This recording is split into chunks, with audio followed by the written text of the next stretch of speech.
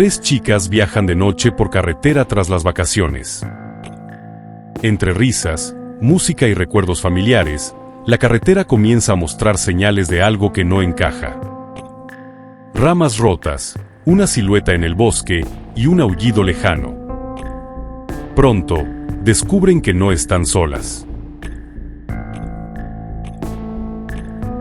Vamos a la primera historia de esta noche. La carretera parecía interminable, un trazo negro que se deslizaba entre colinas dormidas, campos sin luna y árboles desnudos. Eran cerca de las 9 de la noche cuando el pequeño Honda Civic cruzó el viejo puente de hierro en dirección norte, con las luces altas cortando la niebla baja. Dentro del auto iban tres chicas, Sara, Julia y Maggie. Las tres regresaban a la universidad tras una semana de vacaciones con sus familias. Cargadas de bolsas con ropa limpia, túpers llenos de comida casera y la pesadez melancólica del regreso a clases. Pero por ahora, aún estaban entre risas, canciones pop mal cantadas y bromas internas que solo ellas entendían. Sara conducía. Julia iba de copiloto, con los pies en el tablero y una lata de Red Bull medio vacía entre las piernas. Maggie dormitaba en el asiento trasero, con la cabeza recargada contra la ventana y los audífonos puestos, pero sin música. Solo los llevaba para evitar que le hablen. Llevaban más de una hora sin cruzarse con otro auto. Julia bajó el volumen de la música. ¿No es raro que esté tan vacío esto?, murmuró, mirando el retrovisor. Ni un solo coche, ni de frente ni atrás. Sara se encogió de hombros. Es domingo por la noche. Todos están ya en casa. O en el infierno de sus vidas laborales. Julia forzó una risa, pero no contestó. Seguía mirando hacia atrás, como si esperara que algo apareciera de la nada. La carretera se metió entre una zona boscosa. Árboles altos, delgados, apretados entre sí. De esos que, si uno mira por mucho tiempo, parece que esconden figuras humanas entre sus troncos. Sara bajó la velocidad un poco. El camino se había estrechado y comenzaban a aparecer señales oxidadas. Curvas cerradas. Cruce de ciervos. Zona inestable. A lo lejos, vieron un bulto en medio del asfalto. ¿Eso es un animal?, preguntó Julia, enderezándose. Sara también lo vio. Parecía un ciervo, tirado en medio del camino. Disminuyó la velocidad hasta detenerse casi por completo. El animal estaba quieto. Muy quieto. ¿Está muerto? No lo sé. Quédate en el coche, dijo Sara. Ni loca me bajo, respondió Julia. El ciervo respiró. Se mueve, dijo Maggie desde atrás, despertando de golpe. Lo vi respirar. Pero justo cuando Sara se iba a acercar más con el coche, el ciervo se levantó de golpe. No como un animal asustado, ni como un ciervo herido. Se levantó de un salto, como si algo lo hubiera empujado desde abajo. Entonces corrió, pero no hacia el bosque, sino hacia la oscuridad de la carretera. Como huyendo de algo que no estaba a la vista. Todas quedaron en silencio. Julia tragó saliva. No me gustó eso. No fue normal. Tal vez estaba asustado. Hay lobos por aquí, ¿no?, dijo Sara, aunque ni ella se creía lo que decía. No hacen eso los ciervos, Sara, murmuró Maggie. Ese salto no fue de un ciervo. La carretera se volvió más cerrada, más arbolada. El GPS había dejado de actualizarse. Y aunque la señal del teléfono aún decía 5G, no cargaba nada. El silencio regresó al coche, solo interrumpido por el viento leve golpeando los costados. Hasta que escucharon el primer sonido. Un golpe seco, desde el techo. Las tres se quedaron inmóviles. Otro golpe, esta vez más fuerte. Como si algo grande hubiera caído sobre el coche. Sara pisó el acelerador. Julia miró hacia arriba, como si pudiera ver a través del metal. Entonces lo escucharon. Un gruñido profundo. No era un animal. No del todo. Era algo más. Algo con pulmones grandes, con una garganta húmeda y un odio animal. Maggie gritó desde el asiento trasero. Está arriba. Hay algo arriba. Sara zigzagueó el coche, intentando sacudirse lo que fuera que los estaba acechando. Y en uno de esos movimientos, lo escucharon caer. Un golpe pesado sobre el asfalto. Luego, el chillido de uñas o garras rozando el suelo y después, nada. Solo el chillido de los neumáticos y la respiración agitada de las tres chicas. No se detuvieron por el resto del trayecto. Ni siquiera cuando pasaron una gasolinera abierta. Cuando llegaron a la universidad 2 horas después, aún temblaban. Y no volvieron a hablar del tema durante días. Hasta que vieron el video. Julia había dejado la cámara GoPro grabando en el parabrisas del auto durante todo el trayecto, por costumbre. En las imágenes, se veía claramente el momento en que una sombra negra se abalanzaba sobre el coche. Y lo peor fue cuando miraron con detalle las imágenes. Lo que fuera que hubiera sido esa, no parecía tener forma humana. El lunes por la noche, Julia no podía dormir. Habían pasado 2 días desde que regresaron a la universidad. 2 días en los que intentaron fingir normalidad, convencerse de que lo que vivieron en aquella carretera fue producto del cansancio, la sugestión y un animal salvaje. Pero la verdad se colaba cada vez que cerraban los ojos. No era un lobo, no era un ciervo, y lo que saltó sobre el auto tenía garras largas. Demasiado largas. Julia revisaba la GoPro desde la tarde. La había tenido en su escritorio, conectada a su laptop, mientras repasaba hora tras hora del trayecto. Las risas, las canciones, los bostezos. Y luego, el momento exacto. Cuando llegó al segundo 39 del tramo final, donde Sara giraba con fuerza el volante y Maggie gritaba que había algo en el techo, pausó el video. Respiró hondo. Rebobinó 5 segundos. Reprodujo a cámara lenta. Allí estaba. Una figura oscura descendía desde los árboles con un movimiento imposible. Como si se deslizara. Como si no pesara nada. La cámara grabó un segundo de su rostro antes del impacto. Ojos completamente negros, piel estirada, mandíbula alargada como la de un perro, y unas orejas puntiagudas.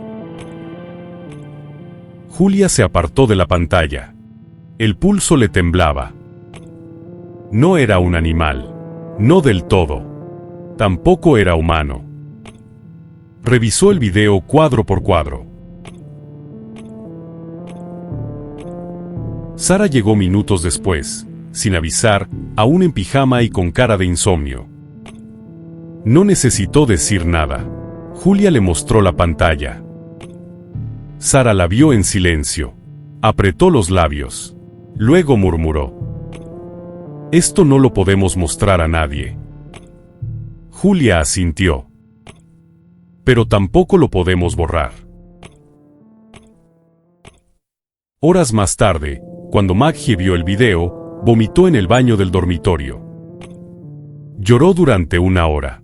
Luego pidió una copia del archivo. «Quiero tenerlo, por si algo vuelve». No hablaron más de eso durante la semana, pero desde entonces, ninguna de las tres volvió a viajar de noche.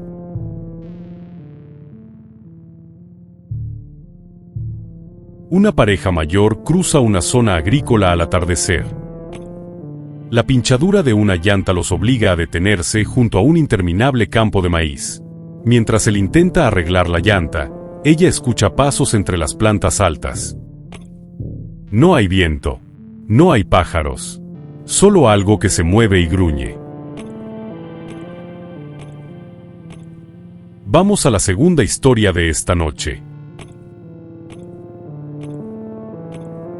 Los campos eran interminables. Casi una hora sin ver otra cosa que no fueran hileras de maíz a cada lado de la carretera rural. La señal del teléfono había desaparecido 20 minutos atrás, y ni siquiera la radio captaba ya una sola emisora. Ronald suspiró mientras giraba el volante con una sola mano. Su esposa, Diane, dormía con la cabeza recargada contra el vidrio. Estaban en su aniversario de bodas y habían ido a cenar y festejar. Cuando comenzó a oscurecer, decidieron regresar a casa tomando el camino por los campos de maíz. Como la hacían en el pasado, reviviendo los primeros años juntos, cuando se conocieron. El sol ya se había escondido. El cielo tenía ese tono azul profundo que precede a la noche completa. Y el maíz. El maíz ya no parecía tan dorado. Se oscurecía, proyectando sombras entre las hileras que se volvían más densas con cada kilómetro. Entonces, un estallido. Un sonido seco, el golpe de algo que no debería estar en el camino, y después el traqueteo irregular del neumático pinchado. Ronald frenó con cuidado, murmurando una maldición mientras Diane se despertaba, desorientada. ¿Qué pasó?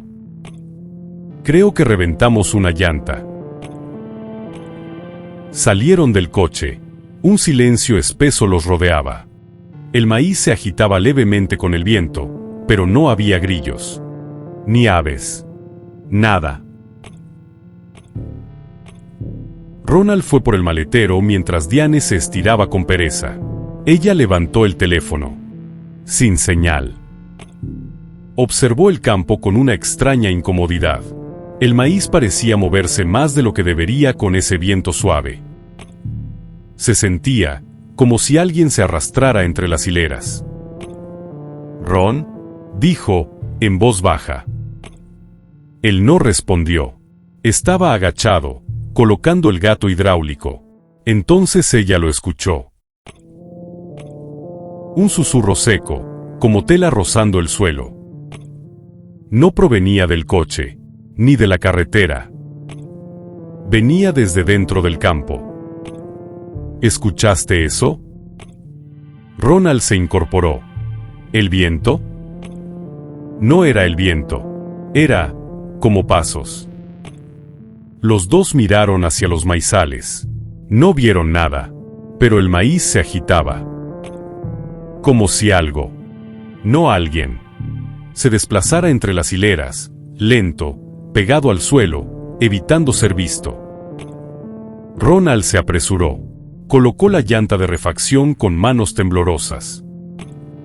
Diane no dejaba de mirar los campos. Pero cuando se giró hacia el coche, lo vio. Una figura alta, inmóvil, entre las plantas. No se movía, y tampoco respiraba.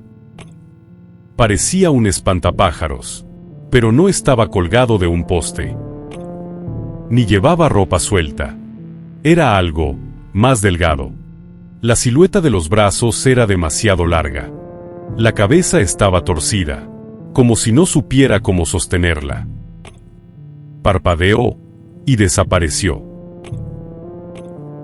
«Ronald», gritó ella, «alguien está ahí». Él se levantó de golpe y miró donde ella apuntaba. ¿Dónde? Ahí, entre el maíz. Ronald no dijo nada. Solo la tomó del brazo.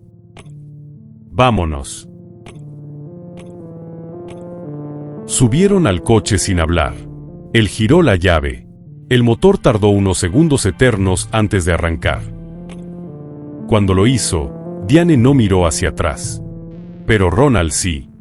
Y en la última fila de plantas, al borde del camino, la figura estaba otra vez allí. Quieto, torcido y esperando. El motor rugía, pero no lo suficiente como para tapar la respiración agitada de Ronald. Mantenía las manos firmes sobre el volante, pero en sus ojos ya no había esa seguridad tranquila de antes. Había algo en ese campo, y los estaba siguiendo. Diane se aferraba al cinturón, con la vista clavada en la carretera oscura, sin parpadeos. No hablaban. No necesitaban hacerlo. Ambos habían visto esa figura. Ambos sabían que no era un simple espantapájaros. Los faros iluminaban un camino estrecho, sin líneas ni señalizaciones. Apenas una cinta de asfalto entre kilómetros de maíz. La noche ya había caído por completo, y el cielo estaba cubierto. Sin luna. Sin estrellas. Solo la oscuridad, y ese crujir persistente que parecía moverse a su ritmo, más allá de las luces. A lo lejos, una señal oxidada apareció al borde del camino. Ronald la leyó con dificultad. Refugio agrícola, 1.5 kilómetros. ¿Qué es eso?, preguntó Diane, apenas en un susurro. No lo sé, pero es lo primero que aparece desde hace horas. Si hay alguien ahí, tal vez tengan teléfono, o puedan ayudarnos. Diane asintió. Ronald giró por un desvío de tierra que apenas era visible, bordeado por maizales aún más altos. El coche botó un par de veces, la tierra suelta levantó polvo, entonces lo escucharon. Un golpe seco contra el maletero, como si algo hubiera caído encima, o se hubiese aferrado allí. Ronald apretó el acelerador, pero el coche pareció resistirse, más lento de lo normal, como si llevara peso de más. Diane giró sobre el asiento, con los ojos desorbitados. Algo está en el auto. Lo vi. Ronald no respondió. Solo seguía. A lo lejos, una estructura metálica se alzaba entre los campos, un viejo cobertizo, con luces tenues parpadeando en el interior. Ronald aceleró. Entonces, una mano negra y alargada se estrelló contra el cristal trasero. No lo rompió, pero dejó una marca. 5 líneas sucias, profundas, como si la criatura hubiese querido arrastrarse dentro. Diane gritó. Estaban a punto de llegar. Solo 50 metros. Tal vez menos. El coche se ladeó al entrar al cobertizo. Las ruedas levantaron piedras. Los faros iluminaron brevemente el interior. Herramientas oxidadas, restos de maquinaria agrícola y un generador apagado. Ronald frenó de golpe. Ambos bajaron corriendo, sin mirar atrás, sin pensar. El silencio se apoderó del lugar, denso como una manta húmeda. Afuera, entre las plantas, se oía el movimiento. No era viento, era algo más. Algo que caminaba. Ronald cerró la puerta del cobertizo. ¿Lo viste?, susurró. Él asintió. Entonces, escucharon pasos. Lentos, pesados, acompasados. Algo entró al cobertizo por el lado opuesto, entre sombras. No caminaba derecho. Su silueta se retorcía, desgarbada, como si cada paso le costara adaptarse a un cuerpo que no era suyo. Medía más de 2 metros y la cabeza estaba torcida. Diane se cubrió la boca para no gritar.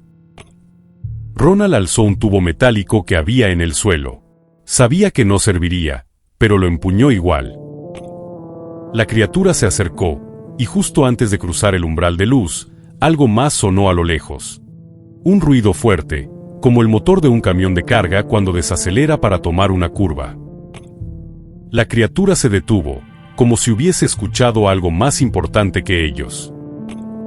Salió por donde había entrado, desapareciendo entre las sombras. Ronald y Diane no perdieron tiempo. Corrieron de regreso al coche y arrancaron sin mirar atrás. Horas después, al llegar a un pequeño pueblo, Ronald revisó el maletero. Lo que encontró fue solo una huella, una garra, marcada con lodo, extendida a lo ancho del capó trasero. Un camionero experimentado atraviesa una carretera interestatal vacía. En medio de la madrugada, siente un golpe en la parte trasera de su tráiler. Luego, otro. Al mirar por el espejo, ve algo en movimiento sobre la caja. Acelera, pero aquello no lo deja ir. Vamos con nuestra tercera historia. A esas horas, la carretera se vuelve un lugar extraño. Demasiado silencio, demasiada oscuridad. Solo el rugido del motor y las líneas blancas pasando una tras otra como si nunca fueran a terminar. Jorge lo sabía. Llevaba 15 años al volante de su tráiler, cruzando estados con los ojos medio cerrados y el termo de café siempre medio lleno. Esa noche, la carga era ligera. Paquetes de refacciones industriales para una planta al otro lado del estado. Nada especial. Nada que no hubiera hecho antes. Pero algo en esa ruta lo ponía tenso. No era el cansancio, ni la música vieja en la radio. Era otra cosa. Algo que había empezado unas horas atrás, cuando pasó por ese tramo de carretera sin postes de luz, donde la vegetación crecía demasiado cerca del asfalto. Escuchó un ruido seco, como si algo hubiera golpeado la parte trasera del tráiler. Él pensó que había pisado algo. No bajó, no se detuvo. Siguió, como siempre. Pero minutos después, volvió a oírlo. Esta vez, más fuerte, como un rasguño largo, metálico, que venía desde la zona del remolque. Miró el retrovisor. Peor, no vio nada. Apagó la radio y bajó la ventana. Nada más que el viento helado y el rugido constante del motor. Pero no se sentía solo, y el velocímetro, sin que él lo notara, había subido 5 kilómetros por hora. Inconscientemente, estaba acelerando. Volvió a mirar por el espejo lateral. Vio las luces traseras del remolque que parpadeaban, como si algo estuviera bloqueando una de ellas. Apretó el volante y bajó la velocidad. Durante un instante, pensó en detenerse, pero fue justo entonces cuando lo escuchó con claridad. Un gruñido bajo, gutural, que no venía del motor ni del viento. Venía de encima. Se inclinó hacia adelante, mirando por el parabrisas, con el cuello extendido. Algo se movía sobre la cabina. Un bulto oscuro. No era grande, era largo. Con algo parecido a brazos o patas, que se sujetaban a los bordes del techo como si escalara sin esfuerzo. Jorge pegó un grito y giró el volante por reflejo. El tráiler serpenteó sobre la carretera vacía, y el bulto cayó al asfalto con un golpe sordo. Él no miró, no quiso mirar. Solo pisó el acelerador como si de eso dependiera su vida. El rugido del motor llenó la cabina. El tráiler temblaba por la velocidad. El aire cortaba el silencio, y Jorge trataba de no mirar los espejos. Entonces algo apareció en la cámara trasera. Solo por un segundo. Un cuerpo delgado, negro como hollín, corriendo a 4 patas, con los ojos brillando como si reflejaran los faros que ya no estaban. Y ahí fue cuando supo que no estaba huyendo de un animal. Estaba siendo cazado. La criatura lo seguía, a pesar de todo, sin perder distancia, como si conociera el camino. Era algo corriendo sobre el asfalto a la misma velocidad que un tráiler cargado. No sabía qué era. Solo sabía que aún no se había detenido. El velocímetro marcaba 115. El tráiler vibraba como si fuera a desarmarse. Y Jorge no dejaba de mirar los retrovisores, aunque cada fibra de su cuerpo le gritara que no lo hiciera. La cosa lo seguía. No se oía el motor de otro vehículo, no había faros detrás. Solo esa figura oscura y malformada, que corría con los brazos extendidos hacia adelante, como si quisiera alcanzarlo. Con movimientos que no eran ni humanos ni animales. Por un segundo, pensó en lanzarse por la puerta, dejar todo y saltar. Pero seguía conduciendo, como si parte de él supiera que, si se detenía, ahí se acababa todo. Condujo hasta el amanecer. Solo se detuvo cuando el sol estaba bien alto, y una estación de gasolina apareció como un oasis. Cuando el encargado lo vio, se acercó. Preguntó qué le había pasado. Jorge no supo qué decir. Días después, cuando revisó la cámara trasera del tráiler, vio algo que lo dejó sin aliento. En un cuadro borroso, con los faros traseros iluminando parte del camino, una silueta alada se deslizaba por el aire, sin aletear, sin hacer ruido, como flotando, con los brazos estirados hacia la cabina del conductor. Jorge cerró el video. Desde entonces, cada vez que alguien le pregunta por qué ya no conduce de noche, él solo responde una cosa. Porque hay cosas que no conocemos y que están allí, en la oscuridad de la noche. Un piloto de carga en un vuelo nocturno solitario. Lleva un contenedor especial y sellado que no debe abrir bajo ninguna circunstancia. En medio del trayecto, los sensores de la nave detectan movimientos dentro de la bodega. Luego, comienzan los golpes y los gruñidos. Esta es nuestra cuarta historia. Todo comenzó como cualquier otro vuelo nocturno. Kate, piloto de carga desde hacía más de una década, aceptó un encargo de última hora. Le pagaban el doble por hacer una entrega urgente a través de una ruta poco transitada, cruzando por encima de los Apalaches durante la madrugada. El tipo de trabajo que aceptas sin muchas preguntas porque sabes que lo importante es despegar, volar y cobrar. Cuando llegó al hangar, el avión ya estaba cargado. Solo había un único objeto en la bodega. Un contenedor metálico largo, casi del tamaño de un auto, cerrado con cadenas gruesas y varios candados oxidados. Ninguna marca, ningún número de serie, ningún papel. Solo un sobre delgado con una nota escrita a mano. Vuela directo. No abras el contenedor bajo ninguna circunstancia. Kate sonrió con incredulidad. Pensó que se trataba de algún equipo delicado o tal vez material militar. No era la primera vez que transportaba cosas raras. A veces, entre menos sabías, mejor dormías. Despegó sin problemas poco antes de la medianoche. El cielo estaba despejado, el aire calmo, y la radio, como siempre, callada a esas horas. Solo el rugido constante de los motores lo acompañaba. La primera media hora fue normal. Todo en orden. El avión volaba recto, los instrumentos estaban bien, y Kate revisaba su ruta con calma. Pero entonces, escuchó el primer golpe. Vino de atrás. Sordo, metálico. Como si alguien hubiera dado una patada desde dentro del contenedor. Kate se quedó inmóvil unos segundos, esperando que el sonido no volviera. Pero volvió. Otro golpe, esta vez más fuerte.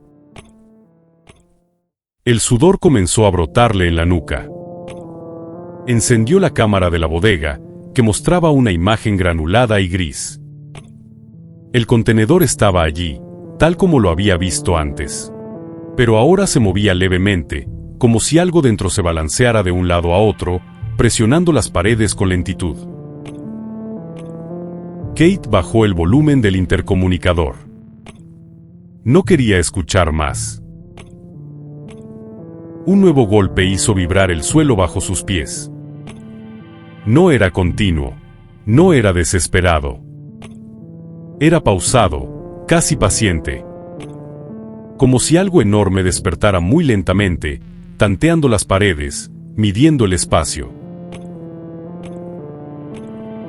Kate intentó comunicarse con Torre, pero la estática llenó la frecuencia. Miró su radar. Todo limpio. Miró de nuevo la cámara. El contenedor seguía allí, cerrado. Aunque ahora tenía una ligera abolladura que antes no estaba. Sintió un nudo en el estómago. No quería moverse, ni pensar. Solo mantener el rumbo y llegar a destino lo antes posible. Pero el vuelo apenas comenzaba. Kate mantenía los ojos fijos en el horizonte, pero su mente ya no estaba en la cabina. Allá atrás, más allá de la puerta metálica que separaba la zona de carga, algo seguía vivo. Y no era un animal común, ni un equipo militar. Los golpes venían en intervalos, como si algo al otro lado del contenedor calculara el ritmo, esperando el momento justo para ¿salir? ¿Romperlo? O tal vez solo estaba inquieto. Tal vez ya sabía que estaba en el aire, atrapado, sin salida. A la hora y media de vuelo, el contenedor emitió un chirrido. No un golpe. Un crujido metálico, como si las uniones estuvieran cediendo por dentro. Kate no podía ver el interior, pero en la cámara notó como una de las esquinas del contenedor comenzaba a deformarse, muy lentamente. Como si algo desde dentro estuviera empujando con garras o brazos colosales, deformando la estructura centímetro a centímetro. Entonces, escuchó el primer gruñido. No fue humano, tampoco fue animal. Era un sonido húmedo, profundo, lleno de odio, de hambre y de algo más. Algo antiguo. No venía en ráfagas. No se repetía. Solo una exhalación lenta, grave, rasposa. Como si la criatura acabara de despertar por completo. El avión se sacudió en el aire, pero no por turbulencia. La vibración venía de dentro. Los paneles vibraron por un solo golpe seco que dobló uno de los candados del contenedor. Kate se paró de golpe. Abrió la puerta hacia la zona de carga, pero no cruzó. No se atrevió. El aire allí dentro era más frío, y el silencio más denso. Kate regresó a su asiento temblando, y con manos temblorosas volvió a comunicarse. Nada. Solo estática. Faltaban 45 minutos para el aeropuerto más cercano. Los ruidos no cesaban. Ya no eran solo golpes. Eran respiraciones fuertes, el crujido del metal y un zumbido grave que resonaba como si algo, muy grande, se desplazara lentamente dentro de ese espacio cerrado. Girando, tanteando, aplastando las paredes con garras que raspaban el interior como uñas sobre una pizarra. Kate mantuvo la calma. Voló directo. No habló. No miró atrás. Solo ajustó su altura, marcó su aproximación y descendió con el corazón en la garganta. Aterrizó a las 4:19 de la mañana. Cuando los técnicos abrieron el avión, no encontraron daños visibles en la carga, más allá de unas leves abolladuras. Nadie le preguntó qué escuchó, ni por qué sudaba tanto. Solo firmaron, descargaron y se lo llevaron. Kate se alejó sin decir palabra. Nunca volvió a preguntar qué había dentro de ese contenedor. Y nunca olvidó el último sonido que escuchó antes de aterrizar. Algo golpeando, muy suavemente, desde adentro. Como si supiera que ya estaban por despedirse.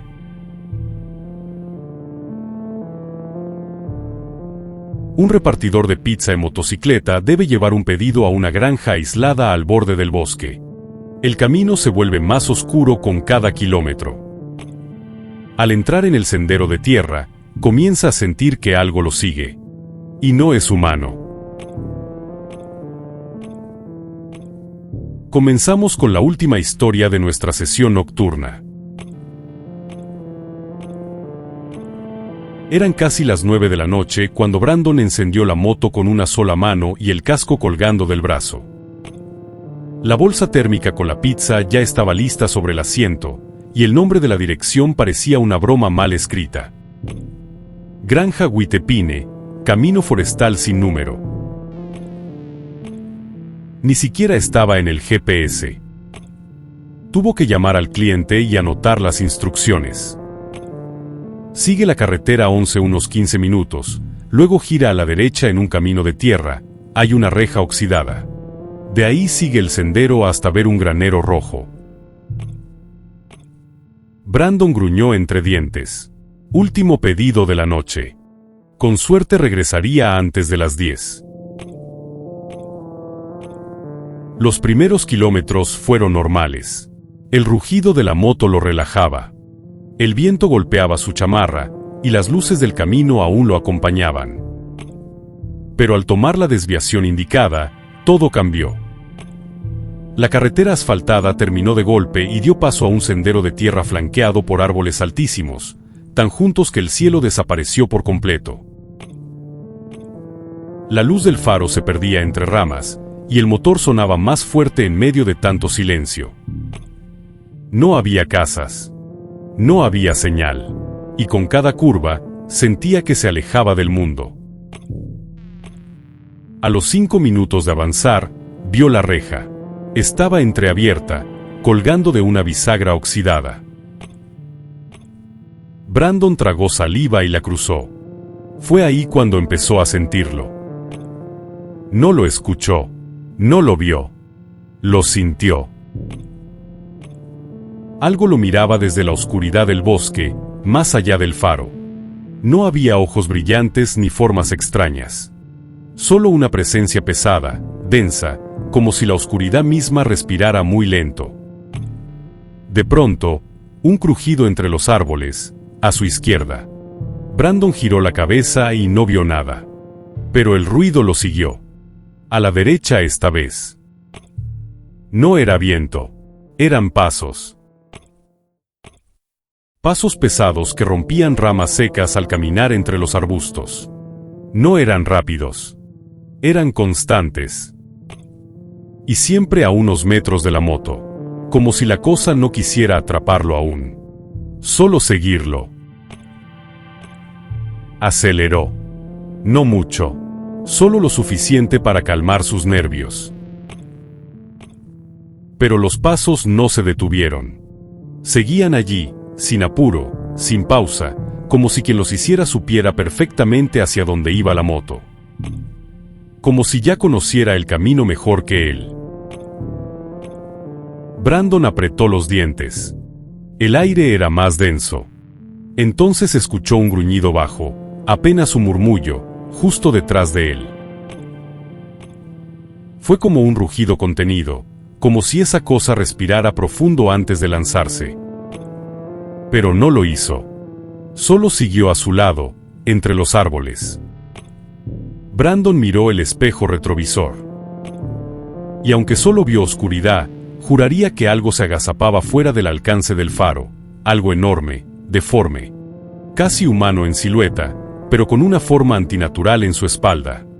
Como si tuviera algo más. Alas. O huesos que sobresalían. Aceleró de nuevo. El camino se hizo más estrecho. El granero rojo ya estaba a la vista, pero no parecía una granja viva.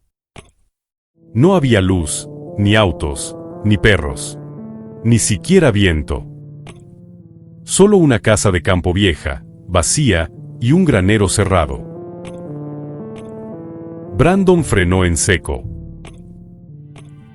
El rugido volvió, esta vez más cerca. Giró la cabeza, pero no pudo ver nada. Pero lo sentía. Esa cosa estaba ahí, esperando que bajara de la moto. Entonces, la puerta del granero crujó. Solo 1 centímetro. Solo el eco de unas bisagras viejas. Pero fue suficiente. Brandon dejó la pizza en la reja. Subió de nuevo a la moto y salió de ahí sin mirar atrás. Y aunque el motor rugía a fondo y los árboles pasaban como sombras, él sabía que algo lo seguía por el bosque. Hasta que cruzó la reja oxidada sintió que la noche respiraba diferente. Brandon no miró atrás, ni una sola vez. El camino de tierra lo tragaba con cada metro, y la moto parecía flotar sobre piedras sueltas. Hojas húmedas y ramas secas que crujían bajo las ruedas como si algo más las estuviera pisando justo después de él. Solo quería salir de ahí. El faro delantero oscilaba entre los árboles, que ahora parecían cerrarse más, como si el bosque estuviera tratando de tragarse el sendero. Y aunque el motor de la moto rugía, había momentos breves, casi imperceptibles, donde juraba oír algo entre el viento. Un sonido grave, profundo, como una respiración que no buscaba aire, sino calmar un hambre antigua. Brandon intentó convencerse de que era el miedo, que su mente jugaba con él. Pero lo que no pudo explicar fue ese golpe seco, sordo, que sonó justo detrás de él, como si algo hubiera caído desde lo alto al camino. No tuvo el valor de girar. Solo apretó más el acelerador, sintiendo que el aire se volvía más espeso, como si la oscuridad lo tocara con dedos fríos y largos. Aceleró con todo, levantando tierra y hojas detrás de él. Solo quería salir de ahí. El bosque pareció hacerse eterno, y por unos minutos, creyó que no lo lograría. Pero de pronto, la reja oxidada apareció a lo lejos, abierta como la boca de un animal que exhalaba libertad. La cruzó de golpe, y en cuanto lo hizo, el aire cambió.